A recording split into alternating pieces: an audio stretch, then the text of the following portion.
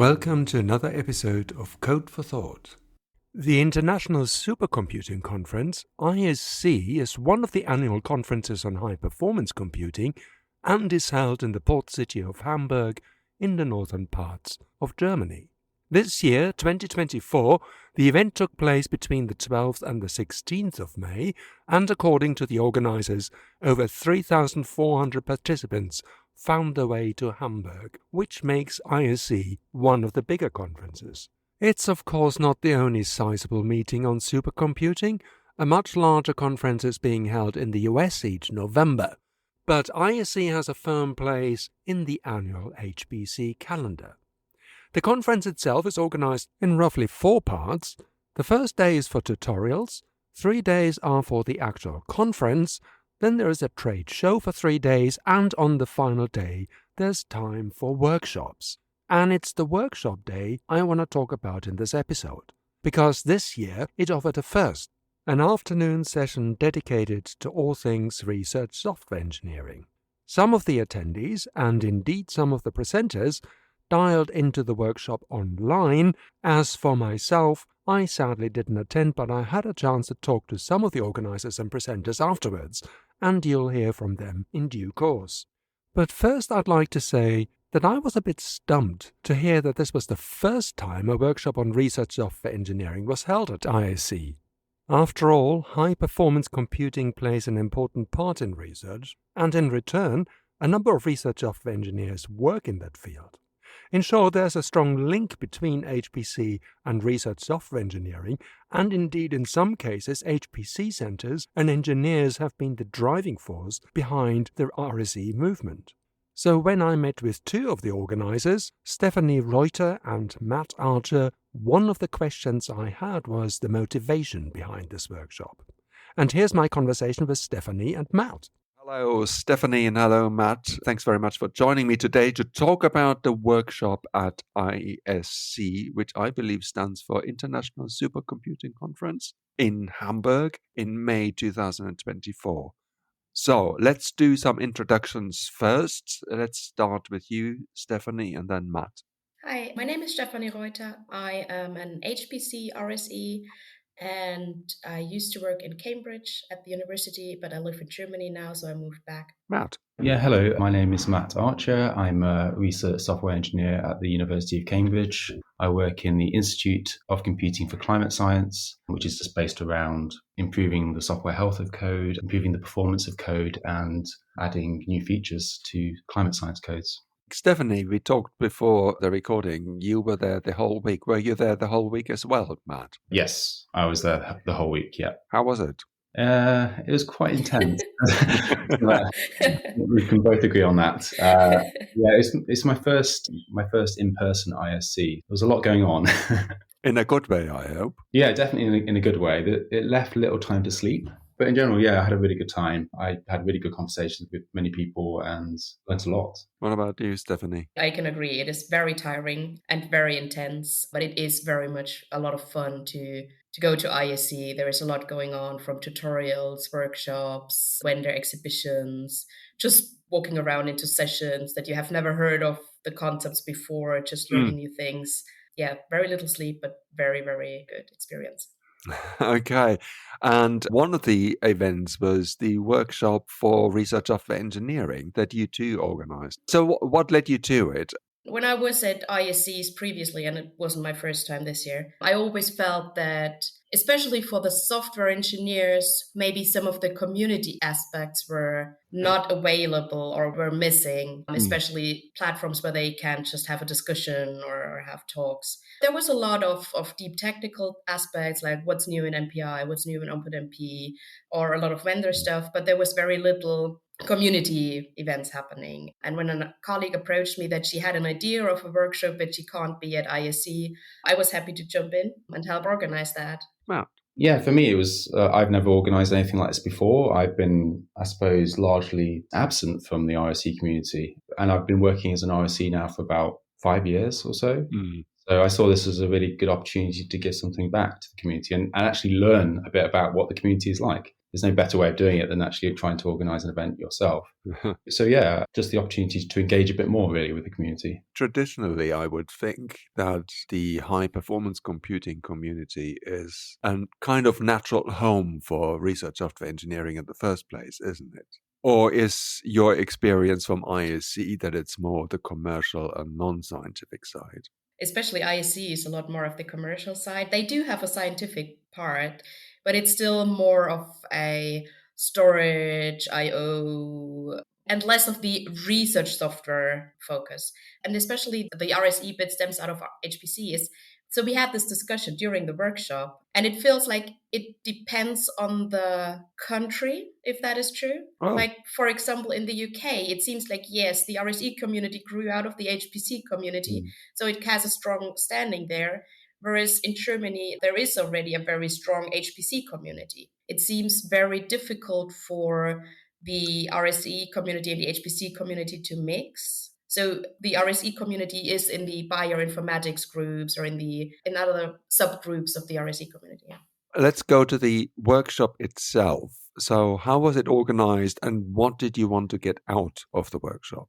First of all, for me, organising this workshop made me realise how much work goes into getting these things off the ground and have them running at events. It took a lot of work. How was it organised? Well, Marion kind of sat us down at the start. She showed us the ropes about how to organise this.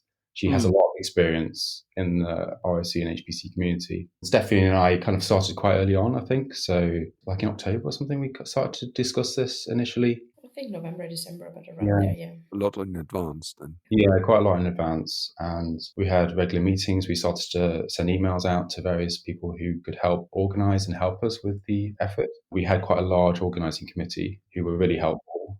Yeah, I think the main bit was that we were working on a proposal that we had to submit to ISC because we needed to get approval that we were allowed to have the workshop there. So we were working on that quite a lot. There was a lot of back and forth. We had input from all the different members of the organizing committee, even to find where do we want to have the focus, because the RSE community is quite large. Where do we want to focus, especially for an event that is HPC centered? So we wanted to make sure that there's a large HPC component to the workshop. And then we approached the different members of the committee, see where they could help, where they could jump in. We had this idea that we wanted to have a panel, so we needed to find panelists who would join us. And once we got the okay from the ISC community, we would then organize a meeting with all the committee members. Then we had a chat on how do we get speakers? Do we just invite speakers? Do we have a call for speakers? And in the end, we decided that we would have 2 feature talks where we would invite the speakers, that we would have a panel discussion in the end, and that we have a call out to the community to try to get an as diverse session as possible, and especially advertise it to early career scientists or engineers to submit talks. So you talked about the focus. So what was the focus of the workshop then? For me, the focus was always like, how does the HPC community mix with the RSE community? What is the overlap? How can we build on top of each other? How can we maybe help each other? That was my focus. That could be with, facilitating better career paths. It could also be with how do we produce a very good body of training material. By their nature, these conversations about communities are quite cyclical, I think, and they take a long time to actually make changes. In many ways, we keep having these conversations and don't seem like they're making progress, but all of a sudden we have an RSE community that's very strong in the UK at least. But why is it so strong in the UK? Why aren't other countries adopting this research software engineering term, or at least seem reticent to it? I think in Germany, at least, there is an RSE community being formed, but it's not as mature as the UK is. Yeah, I think the interesting bit, especially in Germany, is they do have research software engineers, also a lot of them in HPC.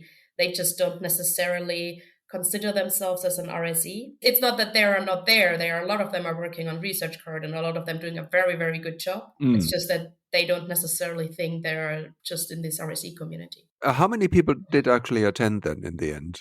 I would say we were about 20 to 25 in the room. You mentioned training. Was training then one aspect of it? Yeah, as Stefanie said, we had a set of science talks, a set of training talks, and then after the break, we had some early career speakers. How was the event in general? Well, I think Stefanie and I both agreed that it was all a bit of a blur.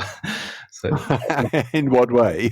well, I think we were just concerned about it going smoothly. It did go well, but ensuring that it all went to time. And now we're in the position. This is what's so great about talking to you, Peter, is that we get to reflect on it. If we home in perhaps on the training aspect, that's a big subject, not only in the UK, but also in Germany or elsewhere, where you need people in HPC, in the HPC community, in science, but you don't find them. So what did you discuss and what came out of the training aspect or that part of the discussion? We had a few people who talked about what they currently do to enhance training aspects. So we had Veronica Fillinger from EPCC, and they work on Universe HPC, where they kind of create this RSE master program. Then we had Florian Goth from the University of Würzburg. He was talking about Conveer and teaching RSE, I think they call it, where they all just had this discussion, like, where should an RSE master take place? So we had this discussion in the room. Should RSEs know all the details about the libraries that they deploy, or should they just basically know how to deploy libraries in general and they don't need the deep mathematical or performance engineering background? So there was quite a discussion going on at that point where it was very unclear, like, should an RSE literally really understand all the matrix vector multiplication and the fine-tuning and what is done in the library? Or is it just relevant that they know this is there in the library, this is the most performant part, we just use the library, this is how we link the library, and then we can go. So there was a bit like, how in-depth does an RSE need to study? Was there actually a conclusion about how deep the studies need to go? I think the question really is, how involved should an RSE be in the actual science underlying the software, or do they just focus on the software and the delivery of the software? We had some members of the audience who were quite firm in their belief that RSEs or people contributing to research should have a deep understanding, as Stefanie says, of the underlying library functions to a point where they could implement them themselves. Whereas other people were thinking, well, no, that'd be a very difficult thing to do. You don't have enough time to do that. And ultimately, it depends on what you want to achieve. If you want to pursue improving the performance of library cores, then yes, that's something you can do. But ultimately, if you spend time on these things, it's going to be at sort of the cost of other more important work that you could be doing, I think. What do you take away then from this part of the discussion? And what do you think is going to follow after the workshop? So what I take away is that the expectations towards an RSE definitely depend on the area where you're coming from. So we had this talk from someone from the industry where they don't expect an RSE to need all this background. Whereas if someone works as a professor at the university and wants to push high performance software, they obviously need this background. There is always going to be need for an RSE to train up for a specific task. So there is not going to be one superhero RSE. There's always going to be like a subset of knowledge that an RSE has, because the RSE term in general is so broad that you can't just have everything in one degree. That was my key takeaway from that. Okay. The other aspect that was mentioned briefly was about diversity. So what do we mean by diversity? Is it the imbalance between men and women in HPC, or the diversity in the different skills that people come with when they start a career in HPC? What do we mean by diversity? By diversity, I guess we mean encouraging more people from underrepresented groups into research software engineering and HPC. It was quite striking to me at ISC, and I don't mean to criticize ISC too strongly, but it wasn't as diverse as I was expecting it to be. There were many panels which were exclusively male. There were many high-profile people within the field occupying the panel repeatedly. So it doesn't always have to be the same person. We had a very, very diverse panel. So we had Eleanor from EPCC. She's also very active in the Women in HPC community. We had Claire Wyatt, who's the community manager for RSE. We had Fernanda Furter, who's from industry. She works at Voltron Data in the US. And we had Tobias Weinziel, who is a professor in HPC. But we also had this interactive panel where we made sure the audience joins in just to get a discussion starting in the room. So we had a few interesting voices from there as well. Well, if you've been at a conference the size of ISC or bigger, there really is a danger of feeling lost, in particular for people who are at the beginning of their career in research and research software engineering, or for anyone who's attending anything like that for the first time. One of the early career RSEs is Eleanor Broadway, and at the workshop she gave a presentation with the title Fostering Early Career Skill Development in HPC and RSE, Leveraging Community Support. And I had a chance to catch up with her and talk about it a little bit. Hi, I'm Eleanor Broadway. I'm an applications consultant working at EPCC at the University of Edinburgh. So I spend a lot of time in embedded RSE team that supports some of the supercomputing services, but also doing research projects. And I like to do a lot of volunteering for the Women in HPC organisation.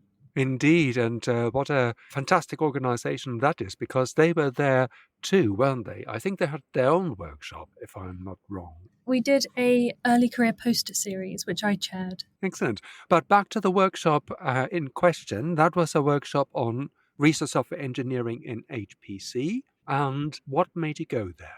So I submitted a talk because I'm an early career RSE in HPC, and I wanted to share some of my thoughts and experiences about early career skill development and sort of some skills that I thought are valuable and how I think you can kind of cheat the system and develop them by volunteering is what I wanted. That is the main message I wanted to bring across. So how did it go for you then? So I think that volunteering is the best way to develop non-technical skills. It means that you can do developing your communication and problem solving, but also exposure to the community.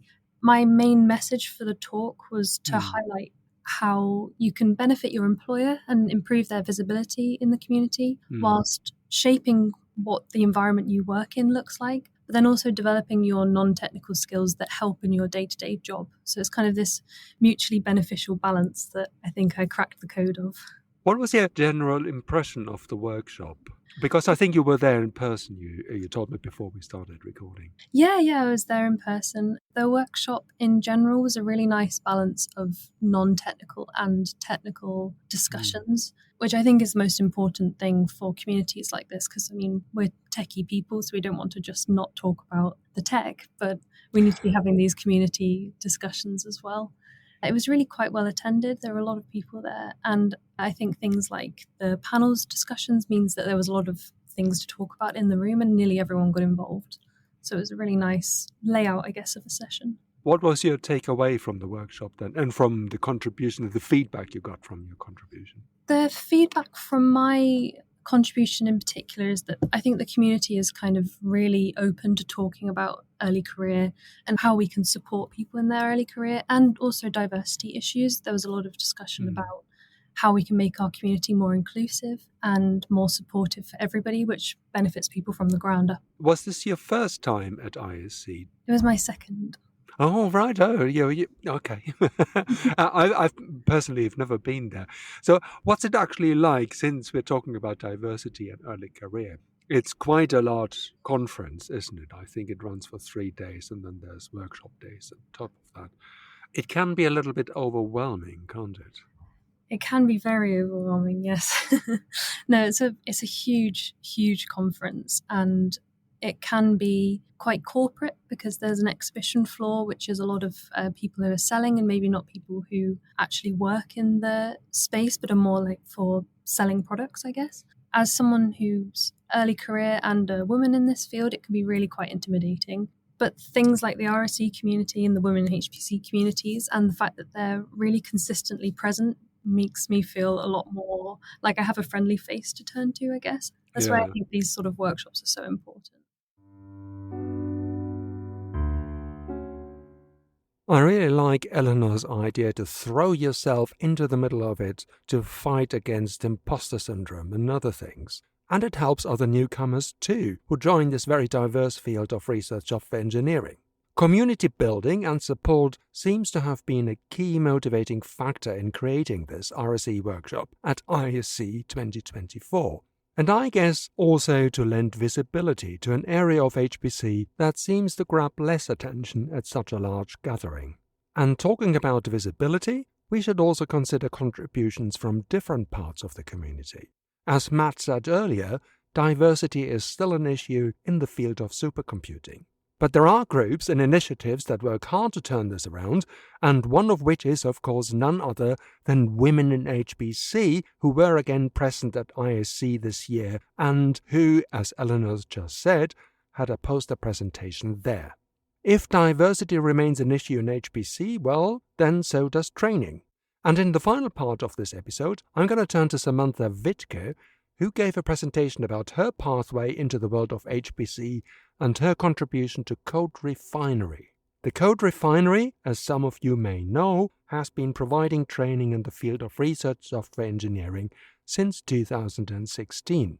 And training was indeed another key topic at the workshop, where apart from Samantha, Veronica Fillinger, Florian Gord, and Jin Wu presented. Samantha was one of the participants and presenters who joined the workshop online, and in the following conversation we briefly touched on that and also spent some time on how Code Refinery training connects to HPC and the HPC community. So here's Samantha. Hi, my name is Samantha, and I am an application specialist at CSC, IT Center for Science in Finland, and community manager for the Code Refinery project. The Code Refinery project. Okay, well, that's another interesting subject that we won't go into today, but we're going to talk about the workshop in Hamburg. What made you go there in the first place? Let's start with that.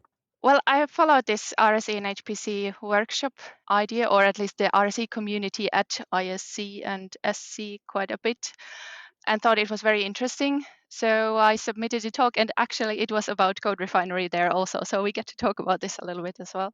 Yeah, only later, like you said, it turned out that I did not have the travel funding to actually go to Hamburg this time. But luckily, Stefanie and Matt made it possible for me to join online and give my presentation remotely. That was really great. So what specifically was the subject of your talk then? So my talk was a bit mixed topic, let's say, because I read through the topics of the workshop, and for many of the topics I thought like, oh yeah, this is where I could talk about, this is what I could talk about, okay. And then I combined it a little bit. So I talked about my pathway, my personal pathway into research software engineering, which was highly, let's say, dominated by Code Refinery, or made possible by Code Refinery. Like I went to a workshop in 2018, a Code Refinery workshop, because I had some code that was very unorganized and like no documentation at all and those things. And then I learned about the Code Refinery workshop teaching all these things, and I got so excited about it. And when I went there, and the people were also welcoming, and the workshop taught really all the topics that in that moment as a PhD student who writes code was so fitting. I asked if I could join that and help out in some way. And they were so very welcoming that like I got involved very easily and joined as a helper in follow-up workshops and so on. And then at some point I learned that many of the Code Refinery people are actually research software engineers and also work in HPC. Yeah, and by visiting a wrong meeting, I got introduced to this Nordic RSE topic, so that we also have this community in the Nordics where the research software engineers meet and discuss. So that's why I thought it was quite a nice career story a little bit also, while also talking about Code Refinery, which I like to do anyway, to combine these topics and join the workshop. So let's talk about Code Refinery and its place in HPC, the high-performance computing community. So where do you see Code Refinery placed there? I think it's in the very beginning of HPC, or maybe that's where it should be or where it could be for people when you notice that you need more computational power.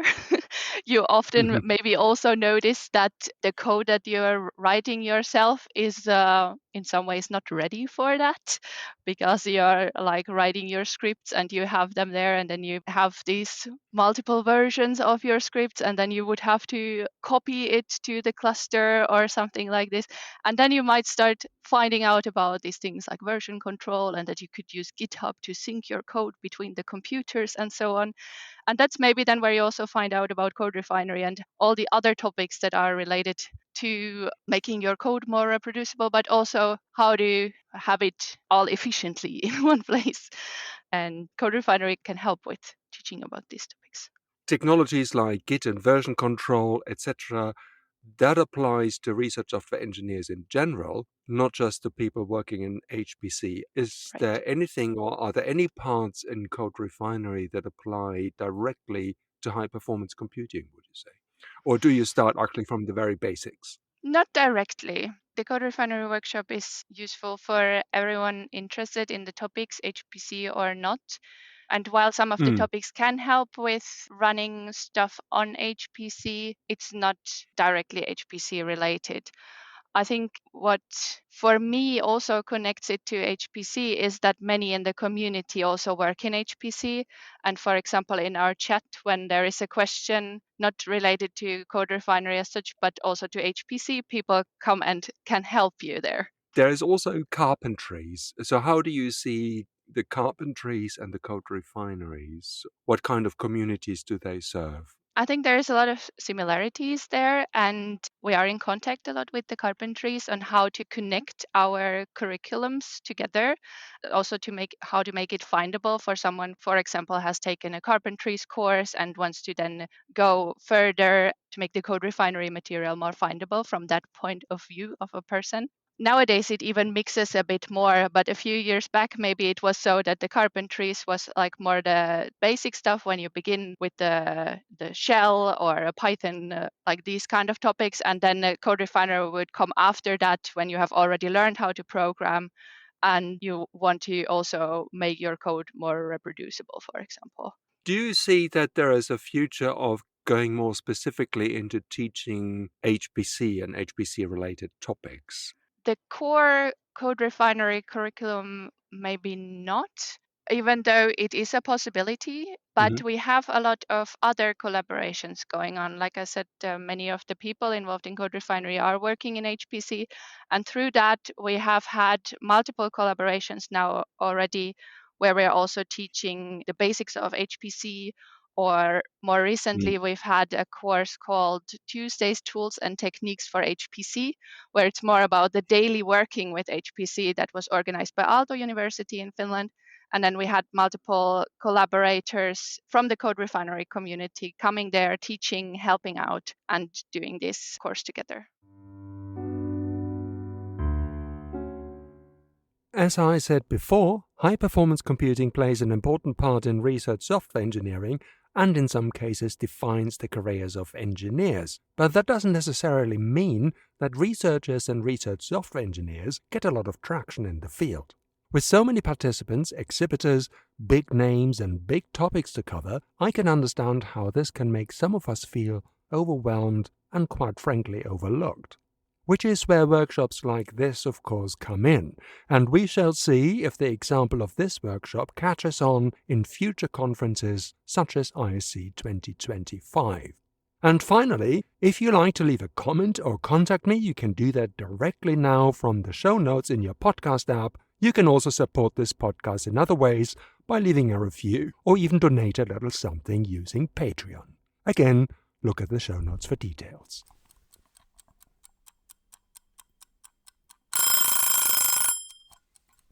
Oh, time's up. See you next time. But before I forget, this podcast is covered by the Creative Commons license. See ya.